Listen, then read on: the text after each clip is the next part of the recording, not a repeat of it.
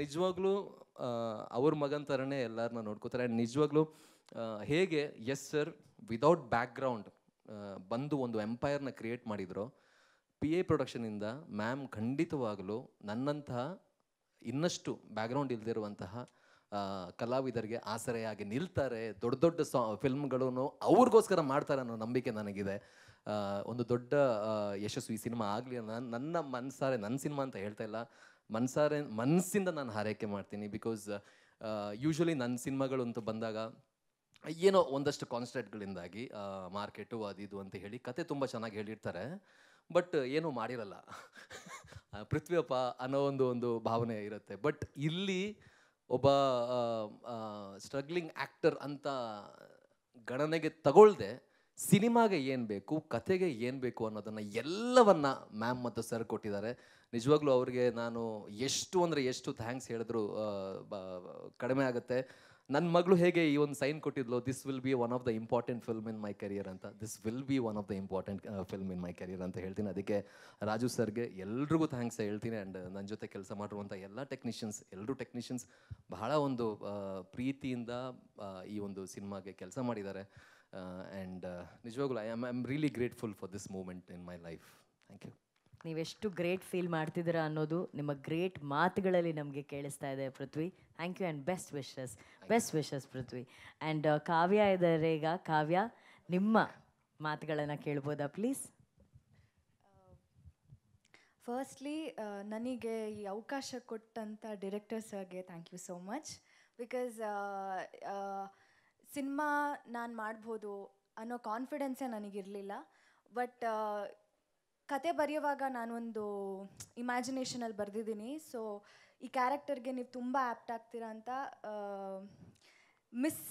ಎಲ್ಲೋ miss ಆಗಿ opportunity ಕಳ್ಕೊಂಡ್ಬಿಡ್ತಾ ಇದ್ದೆ. Probably ಅವತ್ತು ಸರ್ ಇಲ್ಲ ಆಗಲ್ಲ ಮಾಡೋಕ್ಕಾಗಲ್ಲ ಅನಿಸುತ್ತೆ ಅಂತ ಹೇಳಿದಾಗ ಹಂಗೆ ಹೇಳ್ಬಿಟ್ಟಿದ್ದಿದ್ರೆ ಪ್ರಾಬಬ್ಲಿ ನಾನು ಇವತ್ತಿಲ್ಲಿ ಇರ್ತಿರ್ಲಿಲ್ಲ. ಏನೇ ಆದರೂ it happens for good.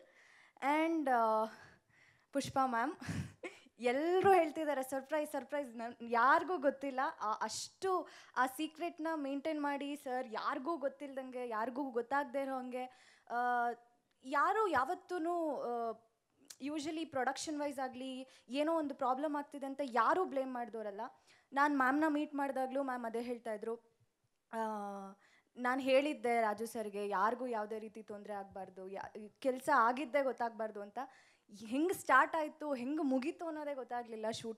Shooting ಮಾಡ್ದಂಗೆ ಅನಿಸ್ಲಿಲ್ಲ. ಎವ್ರಿ ಸೀನ್ಸ್ ಆಗಿರ್ಬೋದು ಎಲ್ಲೂ we didn't feel like we are shooting something. And ಎಷ್ಟು ಎಲ್ಲ ಅಂದರೆ ಫ್ರೆಷರ್ಸೇ ಇದ್ದಾರೆ. But artist wise cinema first ಆಗಿರೋದು ನಂದೇ. ಸಿನಿಮಾಗೆ ಫಸ್ಟ್ ಫ್ರೆಷರ್ ನಾನು. So but experienced artist Prithvi sir, Gopal Deshpande sir, Mansi Sudhir ma'am, Rajesh Natrang sir, ಎಲ್ಲರೂ ನಮ್ಮ ಅಮ್ಮನ ಪಾತ್ರ ಅಪೂರ್ವ ಮ್ಯಾಮ್. ಸೊ ಎಲ್ಲ ಎಕ್ಸ್ಪೀರಿಯನ್ಸ್ಡ್ ಆರ್ಟಿಸ್ಟ್ ಜೊತೆ ನನಗೆ ಇದು ಫಸ್ಟ್ ಎಂಟ್ರಿ. ಬ್ಲೆಸ್ಡ್, ಹ್ಯಾಪಿ, ಏನು ಹೇಳೋದು ಗೊತ್ತಿಲ್ಲ. I am really very happy about it. And cinematography like ಇವಾಗ ಡಿರೆಕ್ಟರ್ ಸರ್ ಏನು ಅಂದ್ಕೊಂಡಿರ್ತಾರೆ ಅದನ್ನು ಅವ್ರು ಅಂದ್ಕೊಂಡಂಗೆ ಎಕ್ಸಿಕ್ಯೂಟ್ ಮಾಡೋದು ಕೆಲಸ. It is cinematographers work. And ಅವರು ಅಷ್ಟೇ, ಕಾರ್ತಿಕ್ ಸರ್ ಇವತ್ತು ಅವರಿಲ್ಲ, ಬಟ್ ಅವರು he has done an amazing job. And what else ಅಷ್ಟೇ. Thank you so much. Thank you Kavya. ಹೊಸಬರಲ್ಲಿರುವಂಥ ಒಂದು excitement, nervousness, I can see that. But best wishes Kavya. Best wishes so much. And she is my all time favourite anchor ನೀವೇ. ಅವರು ನನ್ನ first ಸಿನಿಮಾಗೆ host ಮಾಡ್ತಿರೋದು. Thank you ಕಾವ್ಯ. ಅಂದರೆ ಸಿಕ್ಕಿದಾಗ ಹೇಳ್ದೆ ಸರ್ ಇದನ್ನು ಹಿಂಗೆ ಹೇಳು ಅಂತ ಹೇಳ್ಬಿಟ್ಟು, ಯಾಕಂದರೆ ನಾನು DKD ಹೋಸ್ಟ್ ಮಾಡಿದಾಗ ಅವರೇ ಇದ್ರಲ್ಲ ಅದನ್ನು ಅಮ್ಮ ಹೌದು ಅಮ್ಮ ಮೈಕಲ್ಲಿ ಹೇಳಿ ಅಮ್ಮ, ನೀವು ಏನು ಹೇಳಿದ್ರು ಪಂಚ್ ಆಗ್ತಾಯಿದೆ. ನೀವು ಸಿನಿಮಾ ಮಾಡಿದ್ದೀರಾ ಯಾವುದೋ ಅಂತ ಕೇಳ್ತಾ ಇದ್ರಿ ಅಲ್ವಾ? ನೋಡಿ ಇವಾಗ ಗೊತ್ತಾಯ್ತು. ನಾನು ಅವಾಗ ಹೇಳಿದ್ದೆ ಮ್ಯಾಮಿಗೆ ನಿಮ್ಮ ಹತ್ರನೇ ಇಂಟರ್ವ್ಯೂಗೆ ಬರ್ತೀವಿ ಅಂತ ಹೇಳಿದರು. So wonderful approach. ಸಿನಿಮಾ ಬಿಡುಗಡೆ ಮುಂಚೆ ಯೂಟ್ಯೂಬ್ ಚಾನಲ್ ಎಷ್ಟು ಚೆನ್ನಾಗಿ ಅವ್ರು ಕ್ಯಾಪ್ಚರ್ ಮಾಡಿದ್ರು ನೋಡಿ. ಅನುಶ್ರಾಂಕರ್ ಯೂಟ್ಯೂಬ್ ಚಾನಲ್ನ ಅವರು ಆಲ್ರೆಡಿ ಇದನ್ನು ಅಪ್ರೋಚ್ ಮಾಡಿಬಿಟ್ಟು ಇಂಟರ್ವ್ಯೂ ಇರುತ್ತೆ. ಬಟ್ ಇಲ್ಲಿ ಎಲ್ಲರೂ ಮಾತಾಡಬೇಕಾದ್ರೆ ಅಮ್ಮನ ಬಗ್ಗೆ ಮಾತಾಡ್ತಾ ಇದ್ದಾರೆ. ಸೊ ಅಮ್ಮ ಇವಾಗ ಇಲ್ಲಿ ಇದ್ದಾಗಲೇ ಒಂದು ಹಾಫ್ ಆನ್ ಅವರು ಅವ್ರೆಂಥ ರೆಬಲ್ಲು, ಹೇಗೆ ನೇರವಾದ ಮಾತು ಅನ್ನೋದು ಗೊತ್ತಾಗುತ್ತೆ. ಇದೆಲ್ಲ ಮೀರಿ ಅಲ್ಲಿ ಕೂತಿರುವಂತಹ ರಾಜಮಾತೆಯ ಹೃದಯ ಶ್ರೀಮಂತಿಕೆನ ನಾವು ಇಲ್ಲಿ ನೆನಪಿಸ್ಕೊಳ್ಳೇಬೇಕು.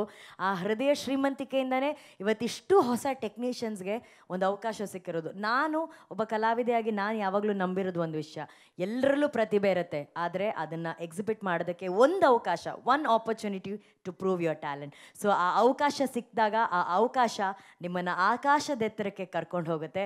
ಆ ಆಕಾಶಕ್ಕೆ ಏಣಿ ಹಾಕ್ಕೊಟ್ಟಿರೋರೆ ಇವತ್ತು ಪುಷ್ಪಾ ಮೇಡಮ್ ಅವರು. ಸೊ ಪುಷ್ಪಾ ಮ್ಯಾಮ್ ಅವರು ಈ ಸಂದರ್ಭದಲ್ಲಿ ಏನು ಹೇಳ್ತಾರೆ ಅಂತ ಕೇಳೋಣ. ಅಮ್ಮ, ನಿಮ್ಮ ಮಾತು ಪ್ಲೀಸ್. ಇಲ್ಲ, ಇದರಲ್ಲಿ ನಂದೇನು ಇಲ್ಲ. ಎಲ್ಲರೂ ಅವರವರೇ, ರಾಜು ಸರು ಇವರು ಡೈರೆಕ್ಟ್ರು, ಅವ್ರಿಗೆ ಒಂದೇ ಹೇಳಿದ್ದು ಕರೆದು ಫಸ್ಟ್ ಟೈಮು. ಏನು ಹೇಳಿದೆ ಅಂದರೆ, ಸಿನಿಮಾ ಅವಕಾಶ ಕೊಡ್ತೀನಪ್ಪ, ಸುತ್ಕೊಂಬರ್ಬಾರ್ದು, ಕೆಲಸ ಮಾತಾಡಬೇಕು, ನಾವು ಮಾತಾಡಬಾರ್ದು. ಇಲ್ಲಿ ನಾವು ನೋಡಲ್ಲ ಈ ಸಿನಿಮಾನ, ಎಷ್ಟು ಮನೆ ಸಿನಿಮಾ ಅಂದರೆ ಇಡೀ ದೇಶ ನೋಡುತ್ತೆ.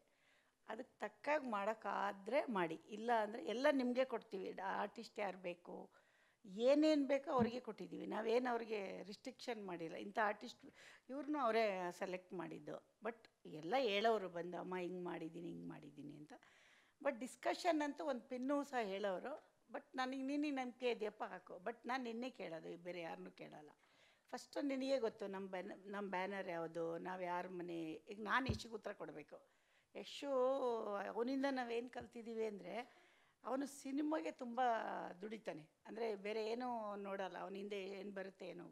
ನಾವು ಯಶಿಂದ ಕಲ್ತಿರೋದು ಏನಂದರೆ, ಸಿನಿಮಾಗೆ ಏನು ಕೇಳುತ್ತೆ ಅದನ್ನು ಕೊಡಲೇಬೇಕು, ಸಿನಿಮಾಗೆ ಮೋಸ ಮಾಡಬಾರ್ದು ಅಂತ. ಅದು ಅವನಿಂದ ನಾವು ಕಲ್ತಿದ್ದೀವಿ. ಬಟ್ ಅವನು ಯಾವಾಗಲೂ ಹೇಳಿದ್ದನ್ನು ನಾವು ಕೇಳಿಸ್ಕೊಂಡು ಇವ್ರಿಗೆ ಅಷ್ಟೇ ಹೇಳಿದ್ದು ನಾನು. ನೋಡಪ್ಪ ನಿಂಗೆ ಆಮೇಲೆ ಇಂಥವ್ರು ಬೇಕು ಅಂದಾಗಲೂ ಅವರು ಅದನ್ನೇ ಹೇಳಿದರು. ಅಮ್ಮ, ನಾನು ಹೇಳಿದೆ, ಒಂದು ಬಜೆಟ್ ಅಂತ ಇರುತ್ತಪ್ಪ, ಅದರೊಳಗಡೆ ಮಾಡಬೇಕು ನಾವು, ನಮ್ಮದೇ ಲೆಕ್ಕಾಚಾರ ಇರುತ್ತೆ. ಅದರೊಳಗಡೆ ನೀವು ಏನು ಲೆಕ್ಕ ಹಾಕೋತೀರ, ಒಂದು 10 ರೂಪಾಯಿ ಜಾಸ್ತಿ ಆಗಲಿ ಪರವಾಗಿಲ್ಲ, ಆದರೆ ನೀನು ಕ್ವಾಲಿಟಿ ಕಡಿಮೆ ಆಗಬಾರ್ದು ಅಂತ ಒಂದೇ ಹೇಳಿದ್ದು ನಾನು. 10 ರೂಪಾಯಿ ಕಮ್ಮಿ ಮಾಡಿಬಿಟ್ಟು ನೀವು ಕ್ವಾಲಿಟಿ ಚೆನ್ನಾಗಿ ಕೊಡಲಿಲ್ಲ ಅಂದರೆ ಜನ ನೋಡಲ್ಲ. ಇದು ನಾವು ನೋಡಲ್ಲ, ಜನ ನೋಡ್ತಾರೆ. ಈಗ ಆಡಿಯನ್ಸ್ ನೋಡಬೇಕಂದ್ರೆ ನಾವೇನು ಮಾಡಬೇಕು, ಕ್ವಾಲಿಟಿ ಕೊಡಬೇಕು. ನೀವು ಯಾರ ಮನೆ ಸಿನಿಮಾ ಅದೆಲ್ಲ ಕೇಳಲ್ಲ. ಆಮೇಲೆ ಇನ್ನೂ ಒಂದು ಹೇಳಿದೆ, ಎಷ್ಟು ಮನೆ ಸಿನಿಮಾ ಅಂತ 3ಕ್ಕೆ ಅವಕಾಶ ಕೊಡ್ಬೋದು ನಿಮ್ಗೆ, ಆಮೇಲೆ ಕೊಡಲ್ಲ. 1, 2, 3 ಯಶಮೋನ್ ಸಿನಿಮಾ ಅಂದರೆ ಅಲ್ಲಿ ಕತೆ ಮಾತಾಡಬೇಕು. ಫಸ್ಟ್ ಡೇ ಯಶ್ ಬಂದಾಗಲೂ ಯಾರು ಮಗ ಅಂತ ನೋಡಲಿಲ್ಲ. ಇವತ್ತು KGFವರೆಗೂ ಬಂದಿದ್ದಾನೆ ಅಂದರೆ ಒಂದು ಕ್ವಾಲಿಟಿ ಕೊಟ್ಟಿದ್ದಾನೆ. ಅದೇ ಥರ ನೀವು ಮಾಡ್ತೀನಿ ಅನ್ನೋ ನಂಬಿಕೆ ಇದ್ದರೆ ನಮ್ಮ ಬ್ಯಾನರಲ್ಲಿ ಕೆಲಸ ಕೊಡ್ತೀನಿ. ಬಟ್ ಎಲ್ಲ ನಿಮಗೆ ಬಿಡ್ತೀನಿ. ಈಗ ಒಂದು ಅಡುಗೆ ಮಾಡೋಕೆ ಐಟಮ್ ತಂದು ಕೊಡ್ತೀವಿ, ಅಲ್ಲಿ ಗೊತ್ತಾಗುತ್ತೆ ಟೇಸ್ಟು. ನೀವು ಯಾವ ಅಕ್ಕಿ ಕೇಳ್ತೀರಾ, ನೀವೇನು ಎಣ್ಣೆ ಕೇಳ್ತೀರಾ, ಯಾವ ತುಪ್ಪ ಕೇಳ್ತೀರಾ ಅಂದರೆ ನಮ್ಗೆ ಅಡುಗೆ ಮಾಡೋರಿಗೆ ಗೊತ್ತಾಗುತ್ತೆ. ಇವ್ರು ಕೇಳೋದ್ರಲ್ಲಿ ನನಗೆ ಗೊತ್ತಾಗ್ತಾ ಇತ್ತು. ಡೈಲಿ ಅವ್ರು ಏನು ಕೇಳ್ತಾವ್ರೆ, ಎಷ್ಟು ನಾನು ಬಜೆಟ್ ಎಲ್ಲ ನಾನೇ ಮೇಂಟೈನ್ ಮಾಡಿರೋದು. ಅಂದರೆ ಎಲ್ಲಿಂದ ಹೋಗುತ್ತೆ, ಎಲ್ಲಿಗೆ ಬರುತ್ತೆ ಎಲ್ಲ ಲೆಕ್ಕ ಡೈಲಿ ತೊಗೋತಾ ಇದ್ದೆ. ಬಟ್ ಎಲ್ಲದರಲ್ಲೂ ಅವರು ತುಂಬ ಟ್ಯಾಲೆಂಟೆಡಾಗಿ ಕಾಣಿಸ್ತಾ ಇದ್ರು ನನಗೆ. ನಂಗೆ ಗೊತ್ತಾಗ್ತಿತ್ತು ಇವ್ರು ಏನು ಮಾಡ್ತಾವ್ರೆ, ಇವ್ರು ಯಾವ. ಆಮೇಲೆ ಎಲ್ಲ ಡಿಸ್ಕಷನ್ ಮಾಡುವಾಗಲೂ ತೊಗೊಳ್ಳೋರು, ಇದು ಬೇಡ ಇದು ಬೇಕು ಅಂತ ಹೇಳಿದ್ರು ತೊಗೊಳ್ಳೋರು. ಅಲ್ಲೇ ಅವರು ನನಗಿಷ್ಟ ಆಗ್ಬಿಟ್ರು. ಜೊತೆಗೆ ಅದನ್ನು ಇವತ್ತು ಪ್ರೂವ್ ಮಾಡಿದಾರಲ್ಲ, ಅಷ್ಟೇ ಸಿಂಪಲ್ಲು. ಇವಾಗ ನೀವು ನಂಬಿಕೆ ಇಡಲಿಲ್ಲ ಅಂದರೆ ಏನೂ ನಂಬಕ್ಕಾಗಲ್ಲ. ಫಸ್ಟ್ ಡೇ ಯಶು ಒಂದಿನ ಹೊಸಬ ಅಲ್ವಾ, ಅವ್ರ ಮೇಲೂ ಯಾರು ನಂಬಿಕೆ ಇಟ್ಟು ಇದ್ದೆ ಅಲ್ವಾ. ಇವತ್ತು ಎಲ್ಲರೂ ನಂಬಬೇಕು. ಬಟ್ ಅದು ಅವ್ರಿಗೆ ಅವಕಾಶ ಕೊಟ್ಟಿದ್ದೀನಿ, ಅವ್ರಿಗೆ ಎಲ್ರಿಗೂ ಕೊಟ್ಟಿದ್ದಾರೆ. ಅದೇ ಥರ ಇನ್ನೂ ಹೊಸಬ್ರಿಗೆ ಕೊಡಬೇಕು. ನಾವು ಮನ್ಸು ಮಾಡೋದು ಒಂದೇ ಅಲ್ಲ, ಅವರು ಅದನ್ನು ಉಳಿಸ್ಕೋಬೇಕಲ್ಲ. ಈಗ ಕೆಲವ್ರು ಸಿನಿಮಾ ಶುರು ಮಾಡಿ ಅರ್ಧ ಮಾಡಿ ಆಗಲೇ ಚೇಂಜ್ ಆಗಿಬಿಡ್ತಾರೆ. ಆ ಥರ ಪಾಪ ಅವರು ಮಾಡಿಲ್ಲ, ನಾವು ಮಾಡಿಲ್ಲ. ಎಲ್ಲರದು ಶಮಾಮ ಇಲ್ಲ, ಹೆಚ್ಚು ಅವ್ರು ಹೆಚ್ಚು ಏನೂ ಇಲ್ಲ, ಎಲ್ಲರೂ ಸೇರಿ ಕಟ್ಟಿರೋಂಥ ಒಂದು ಇದು. ಅದನ್ನು ಆಡಿಯನ್ಸ್ ಈಗ ರಿಸಲ್ಟ್ ಕೊಡಬೇಕಷ್ಟೇ, ನಮ್ದೇನು. ಎಸ್, ಆ ರಿಸಲ್ಟ್ಸಿಗೆ ನಾವು ವೆಯ್ಟ್ ಮಾಡ್ತಾ ಇದ್ವಿ. ತಾಯಿ ಓಕೆ ಅಂತ ಹೇಳ್ಬಿಟ್ಟಿದ್ದಾರೆ. ಇವಾಗ ಅರುಣ್ ಸರ್ ಏನು ಹೇಳ್ತಾರೆ ಅಂತ ಕೇಳೋಣ. ಸರ್, ನಿಮ್ಮ ಮಾತು ಸರ್. ನಂದೇನಿಲ್ಲಮ್ಮ, ಎಲ್ಲ ಇವ್ರದೇ. ಹೋಮ್ ಮಿನಿಸ್ಟರ್ ಅವರೇ ನಂಬರ್ 1 ಹೋಮ್ ಮಿನಿಸ್ಟರ್. ನಾನು ಇಲ್ಲಿ ಕೂತಿದ್ದೀನಿ ಅಂದ್ರು ಅವರೇ, ಮಗ ಅಲ್ಲಿದ್ದಾನೆ ಅಂದ್ರು ಅವರೇ. ಇಷ್ಟೇ ಅಮ್ಮ, ನಮ್ದು ಏನಿಲ್ಲ, ಎಲ್ಲ ಅವ್ರು ಹೇಗೆ ಹೇಳ್ತಾರೆ ನಾನು ಅದಕ್ಕೆ ಒಪ್ಪಿಗೆ ಕೊಟ್ಟು ನೋಡು, ಈ ಥರ ಡೈರೆಕ್ಟ್ ಇದ್ದಾರೆ, ಈ ಥರ ಅಂತ ಎಲ್ಲ ನನಗೆ ಹೇಳೋರು. ಕರೆಕ್ಟ್. ನಿನಗೆ ಖುಷಿ ಆದರೆ ಮಾಡಮ್ಮ, ನಂದೇನೆ, ನಾನೊಬ್ಬ ರೈತ, ನಾನು ಇಲ್ಲಿ ಫಾರ್ಮ್ ಹೌಸ್ಲಿ ನಾನು ಕೆಲಸ ಮಾಡ್ಕೊಂಡು ಹೋಗ್ತೀನಿ, ನೀನು ಏನು ಬೇಕಾದ್ರೆ ಮಾಡಂತ. ಕಾಯಕ ಯೋಗಿ ಅವರು, ಏನಾದರೂ ಅವ್ರು ಕಾಯಕ ಬಿಡ್ತಾ ಇಲ್ಲ ನೋಡಿ ಅವರು. ಈ ಮಾತನ್ನ ಆ್ಯಕ್ಚುಲಿ ನನಗೆ ನೆನಪಿದೆ, ಒಂದು ವೇದಿಕೆಯಲ್ಲಿ ರಾಜಮೌಳಿ ಸರ್ ಅವರು ಮಾತಾಡಿದ್ರು ಸರ್ ಬಗ್ಗೆ. ತನ್ನ ಮಗ ಎಷ್ಟೇ ಎತ್ತರಕ್ಕೆ ಬೆಳೆದಿದ್ರು ಕೂಡ ತಾನು ಮಾಡ್ತಾ ಇರೋಂಥ ಕೆಲಸ, ಅವ್ರು ಮಾಡ್ತಾ ಇರೋಂಥ ಕಾಯಕವನ್ನು ಅಷ್ಟು ರೆಸ್ಪೆಕ್ಟ್ ಮಾಡ್ತಾರೆ. ಇವತ್ತು ಅವ್ರು ಹೇಳ್ತಿದ್ದಾರೆ, ನಾನು ಫಾರ್ಮರು, ನಾನು ರೈತ, ನನ್ನ ಪಾಡಿಗೆ ನಾನು ಕೆಲಸ ಮಾಡ್ತಿರ್ತೀನಿ. ಆದರೆ ಸುಖ ಸಂಸಾರಕ್ಕೆ ಬೇಕಾಗಿರೋಂತಹ ಒಂದು ಸೂತ್ರ, ಹೆಂಡತಿ ಹೇಳೋ ಮಾತನ್ನು ರೆಸ್ಪೆಕ್ಟ್ ಮಾಡಿ ಅಂತ ಹೇಳೋದು, ಡಿಸ್ಕಷನ್ ಮಾಡಿ ಹೆಂಡತಿ ಹೇಳೋ ಮಾತಿಗೆ ರೆಸ್ಪೆಕ್ಟ್ ಮಾಡಿ. ದೇಶಪಾಂಡೆ ಸರ್, ನೀವು ಕೈ ತಟ್ತಿದ್ದೀರಾ, ನೀವು ಅದನ್ನು ಫಾಲೋ ಮಾಡ್ತಾ ಇದ್ದೀರಾ. Good good good husbands, I want to say good husband sir. Super sir ನೀವು. ಆ್ಯಂಡ್ ಆ ಎಲ್ಲ ಯಶಸ್ಸು ಕೊತ್ತಲವಾಡಿ ಚಿತ್ರಕ್ಕೂ ನಿಮಗೆ ಸಿಗಲಿ ಅಂತ ನಾವು ಆಶಿಸ್ತೀವಿ ಸರ್. Thank you sir. ಈಗ ನಿರ್ದೇಶಕರು ರಾಜ್ ಸರ್. ಎಲ್ರಿಗೂ ನಮಸ್ಕಾರ. ಇಲ್ಲಿ ಬಂದಿರೋ ಎಲ್ಲ ಪತ್ರಕರ್ತರಿಗೂ ನನ್ನ ನಮಸ್ಕಾರಗಳು. ಶರಣ್ ಸರ್, ನಿಮಗೆ ತುಂಬ ಥ್ಯಾಂಕ್ಸ್ ಸರ್. ಬಂದು ನಮ್ಮ ಟೀಸರ್ ಇವೆಂಟಲ್ಲಿ ನಾವು ನಮ್ಮ ಒನ್ ಆಫ್ ದ ಪಾರ್ಟ್ ಆಗಿದ್ದಕ್ಕೆ thank you very much. So ಇಲ್ಲ, ನೀವು ಮಾತಾಡಿ. ನನಗೆ ಮೊದಲನೇ ಸಲ ಅವಕಾಶ ಕೊಟ್ಟಿರೋದಕ್ಕೆ ಅಮ್ಮಂಗೆ ಅಪ್ಪಾಜಿಯವ್ರಿಗೆ ಥ್ಯಾಂಕ್ಸ್ ಹೇಳ್ತೀನಿ. ಒಂದಿನ ಈವ್ನಿಂಗು ಒಂದು 5:45 ಅಂತ ಅನ್ಕೋತೀನಿ. ಅವತ್ತೊಂದು ಕಾಲ್ ಬರುತ್ತೆ ನನಗೆ ಏನಕ್ಕೆ ಅಮ್ಮ ಮಾಡ್ತಾಯಿದ್ದಾರೆ ಅಂತ ಗೊತ್ತಿಲ್ಲ ಕಾಲು. ಸರಿ ಕಾಲ್ ಮಾಡಿದ್ರು, ನಾಳೆ ಬಂದು ಒಂದ್ಸಲಿ ಮೀಟ್ ಮಾಡಪ್ಪ ಅಂತ ಅಂದರು. ಸೊ ಹೋದೆ, ಮೀಟ್ ಮಾಡಿದೆ. ಅವಾಗ ಹೇಳಿದ್ರು, ಒಂದು ಸಿನಿಮಾ ಮಾಡೋಣ, ಯಾವ್ದಾದ್ರು ಕತೆ ಇದ್ರೆ ಹೇಳಪ್ಪ ಅಂತಂದರು. ಸೊ ನಾನೊಂದಷ್ಟು ಬರ್ಕೊಂಡಿರ್ತೀನಿ. ಸೊ ಅಮ್ಮಂಗೆ ಹೇಳಿದ್ರೆ, ಅಮ್ಮಂಗೆ ಕತೆ ಜಜ್ಮೆಂಟ್ ತುಂಬ ಚೆನ್ನಾಗಿದೆ. ಅಂದರೆ ಈ ಕತೆ ವರ್ಕ್ ಆಗುತ್ತೆ, ವರ್ಕ್ ಆಗಲ್ಲ ಅನ್ನೋದು ಅವರಲ್ಲೇ ಹೇಳ್ತಾರೆ. ಸರಿ, ನಾನು ಅವ್ರ ಕತೆ ಹೇಳಿದೆ. ಅಲ್ಲೇ ಒಂದು ಸ್ಪಾಂಟೇನಿಯಸ್ ಆಗಿ ನನ್ನ ಹತ್ರ ಒಂದು ಮೈಂಡಲ್ಲಿರೋ ಒಂದಷ್ಟು ಕತೆಗಳಿತ್ತು. ಸೊ ಈ ಕತೆ ಹೇಳಿದೆ. ಅವ್ರಂದ್ರೆ ಇದು ಕತೆ ವರ್ಕ್ ಆಗಲ್ಲಪ್ಪ, ಬೇಡ, ಬೇರೆ ಯಾವುದಾದ್ರೂ ಮಾಡ್ಕೊಬಾ, ಟೈಮ್ ತಗೋ, ಅರ್ಜೆಂಟ್ ಇಲ್ಲ, ಸಿನಿಮಾ ಮಾಡೋಣ ಅಂದರು. ಬಟ್ ಮಾಡಬೇಕು ಅಂದರು. ಬಟ್ ಸಿನಿಮಾ ಮಾಡೋದು ನನಗೆ ನಿನಗೆ ಇಬ್ಬರಿಗೆ ಗೊತ್ತಿರಬೇಕು, ಏನು ಆಚೆಗಡೆ ಹೊರಗಡೆ ವಿಷಯ ಏನೂ ಗೊತ್ತಾಗಬಾರ್ದು ಅಂದರು. ಸರಿ ಅಮ್ಮ, ನಾನು ಮೇಂಟೈನ್ ಮಾಡ್ತೀನಿ ಅಂತಂದೆ.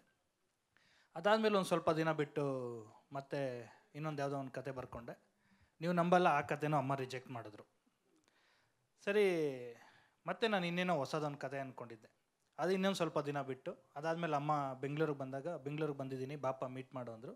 ಯಾವುದಾದ್ರೂ ಕತೆ ಬರ್ಕೊಂಡಿದ್ದೀನಪ್ಪ ಅಂದರು. ಸರಿ, ಅವಾಗ ಈ ಕೊತ್ತಲವಾಡಿ ಬರೀ 1 ಲೈನ್ ಮಾತ್ರ ಇತ್ತು ಮೈಂಡಲ್ಲಿ. ಅಮ್ಮಂಗೆ ಈ ಕತೆ ಹೇಳಿದೆ, ಅಮ್ಮ ಇದು ಮೈಂಡಲ್ಲಿದೆ, ಕೇಳಿ ಇಷ್ಟ ಆಗಿದ್ರೆ ಅಂತ. ಅಮ್ಮ ಈ ಕತೆ ಕೇಳಿದ ತಕ್ಷಣವೇ ಇದು ಚೆನ್ನಾಗಿದೆ, ಇದು ಮಾಡಪ್ಪ ಅಂತಂದರು. ಸೊ ನನಗೆ ಅಲ್ಲಿಂದ ಫಸ್ಟು ಓಂಕಾರ ಹಾಕ್ಕೊಟ್ರು. ಅದಾದಮೇಲೆ ಆ್ಯಸ್ ಇಟ್ ಈಸ್ ಏನು ಪ್ರೊಡಕ್ಷನ್ ಹೌಸು, ರಿಜಿಸ್ಟ್ರೇಷನು, ಅದು ಇದು ಎಲ್ಲ ಹೋಯಿತು. ಒಂದಿನ ಬಂದು ನನಗೆ ಅಫಿಷಿಯಲ್ ಆಗಿ ದೇವಸ್ಥಾನದಲ್ಲಿ ಪೂಜೆ ಮಾಡಿಕೊಟ್ರು. ಬರೀ 1 ಲೈನ್ ಕತೆ ಇತ್ತು.